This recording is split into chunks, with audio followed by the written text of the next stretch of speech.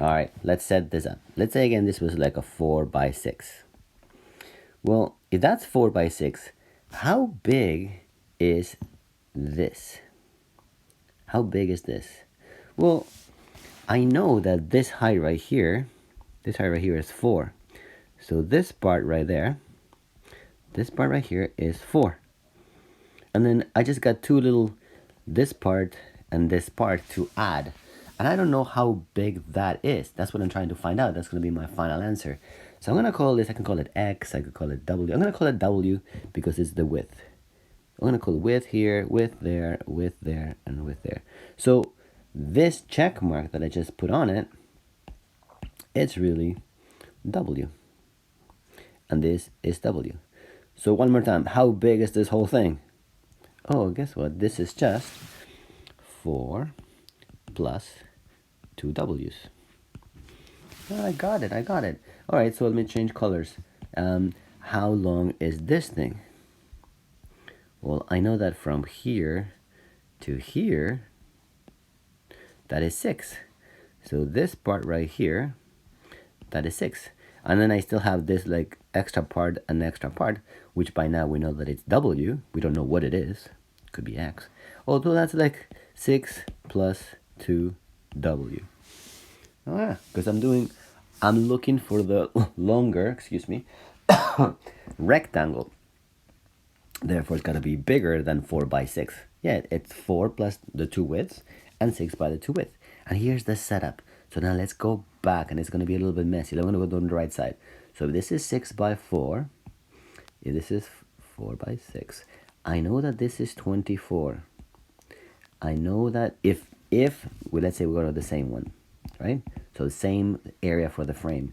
I know this is also, it's not writing, here we go, 24. Therefore the whole thing is 48. Okay, so how big is the whole? Well, area is equal to length times width. And I know that the area of the big rectangle is 48. And what is the length? Oh, we just did it. The length, I don't know which one, doesn't matter. It's 6 plus 2W times this guy right here, 4 plus 2W. Oh, there it is. That's my setup. That's where I start from. And then I'm going to go ahead and now, well, they didn't say max or min, so I'm looking for zeros. Proceed to find zeros. Let's do another setup on the ones that we got over here. Let's say we got this one on the left side. So the whole thing was, the little guy was 20 times 10 times 20. So the whole thing, the big one, is 800. So 800 is equal to, well, one side is 10, but I need to add 2 W's to complete it. And the other side is 20. And I need to add 2 W's on the side to complete it. And that's my starting point. Again, now I need to find zeros, so probably want to make it equal 0, multiply things over, etc., etc. But that's the setup. So what about the ones that are, let me do one more. When it's the other way around, when I got the big one, so they say my lot is 10 by 20.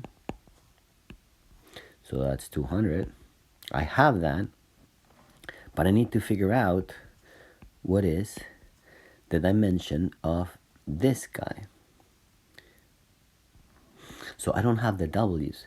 This is the opposite of what we're doing. We know that how big is this right here? How big is this?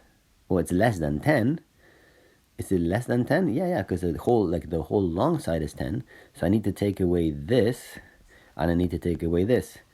Oh, so that's going to be 10 minus 2W. Yeah, because 10 is the whole thing, and I take W to W.